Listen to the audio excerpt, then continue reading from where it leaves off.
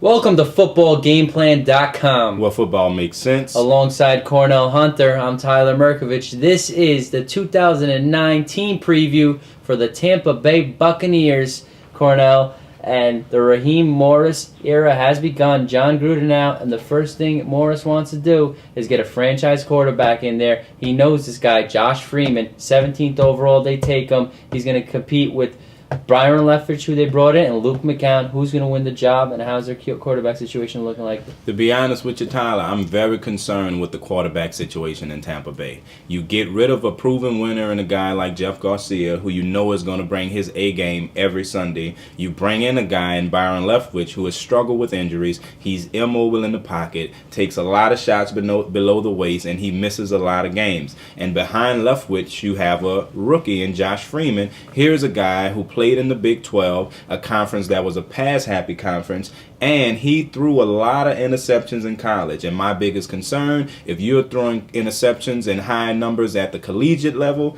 what do you think is going to happen when you get to the NFL and you're playing against the best of the best? So I'm just concerned that they don't have the right players in place at the quarterback position. Now, if they would have kept Garcia and drafted Freeman, that would have been a different story. But I just don't see Leftwich being able to stay on the field, and I'm very concerned about Josh Freeman stepping in and being an effective passer from day one. What kind of weapons are they going to have at their disposal this year? Antonio Bryant, sick year last year, breakout year. He's in a contract year. They franchised him. They bring in tight end Kellen Winslow. What do you think of their receiving core? Now, that is the one move that I'm sure made a lot of fans in Tampa Bay ecstatic. Kellen Winslow is an awesome tight end. Here's a guy has the build of a big receiver, has the speed of a receiver, runs top-notch routes, and before his injury, even after his injury, he's still an effective tight end in this league. And if you're going to have a new system, a new coach, new quarterback, there's nothing better than having a tight end that you know you can rely on every Sunday. And if Winslow is healthy, look for him to put up big numbers this year in Tampa Bay. Another free agent move they went to go make. They made Derek Ward a very rich man. He looks like they're slotted as a starting running back. Ernest Graham, who's filled in nicely at running back. Let's talk about the running back situation. Once again, I'm concerned with their running back situation. Derek Ward had some injury problems with the New York Giants. Ernest Graham is a tough runner, but they get rid of a veteran like Warrick Dunn. And here again, it's hard to replace a guy like that. That's a guy who can make it happen from any spot on the field. He can catch passes out of the backfield. And now they have two backs that are pretty much the same back. There's nothing much that Derek Ward can do that Ernest Graham can't do. So that concerns me. They have two reliable runners. I'm not saying that Derek Ward and Ernest Graham aren't reliable runners, but in this league, you have to have a playmaker if you're going to be successful. Will their offensive line help them out at all? Davin Joseph, Aaron Sears, we know the Czar loves their offensive line. What do you think? Yes, I think that line anchored by Jeff Fain and Davin Joseph, they're going to do a good job running the ball, especially if Raheem Morris stays committed to the ground game. But once again, like I said, in this league, you have to have a back that can create the play when the play isn't there. And right now on the Tampa Bay roster, I don't see that back on their roster unless they implement Clifton Smith, who is a bit of a playmaker, into their offense more this season. Maybe Raheem will give them a shot. Well, two old faces we always used to see on the Tampa Bay Buccaneers sideline was Monty Kiffin, defensive coordinator, who's now out. He's at the University of Tennessee with his son, and Derek Brooks is out. A lot of overhaul on that defense. Rondé Barber still in that corner. Their D-line, led by a draft pick, 4th overall a couple years ago, Gaines Adams, defensive end. What's their D-line looking like? Well, in that area, I would say this. Gaines Adams is a hell of a player, but I think that it comes more with scheme. If they blitz more, you get more single matchups with your defensive ends. So Gaines Adams, if put in the right system, if Raheem Morris brings in a blitzing system, you can see his numbers skyrocket. They have a good D tackle in the middle, as you mentioned, with Chris Hovan. And they have decent players at the linebacker position. But once again, Tyler, it's going to be hard to replace a guy like Derek Brooks.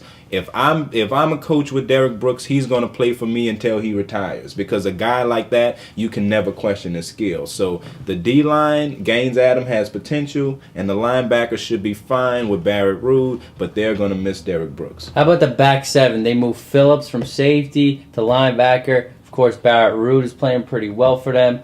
Corners, Rondé Barber, the veteran, of course, always solid, and Aqib Talib, who was their first-round draft pick out of Kansas last year. Yeah, I think the secondary has always been a strength with Tampa Bay ever since the Dungy days. You have Aqib Talib. He's being tutored by the crafty veteran Rondé Barber. Both guys have exceptional hands. They make plays that come their way. So I'm not concerned about them on the back end with the corners. Like as you mentioned, they moved safety Jermaine Phillips out down to the outside linebacker position, which is really good because Phillips was known more for his tackling ability anyway. And they slide Tanar Jackson into a starting safety spot, along with the big guy, Sabi Piscatelli, who's a big physical presence back there. So I'm not concerned about the Tampa secondary. I do view that as one of their strong points. We saw some phenomenal run backs from the Bucs last year. Saved them against the Lions. Oof, good thing that happened because they would have been the only culprit from the Lions. What do you think of the special teams? Once again, Clifton Smith is turning into one of my favorite players. Here's a guy that is dynamic. He's one of the guys that can put his foot in the ground and change directions at any moment. He has top-level speed where he can pull away from a crowd.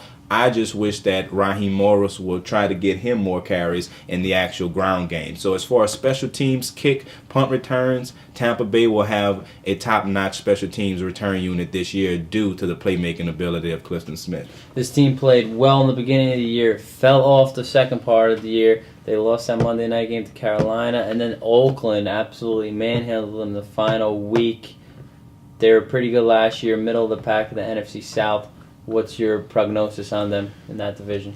Sorry to tell you, but problem is in Tampa Bay, over the offseason, a lot of teams in the NFC South got better.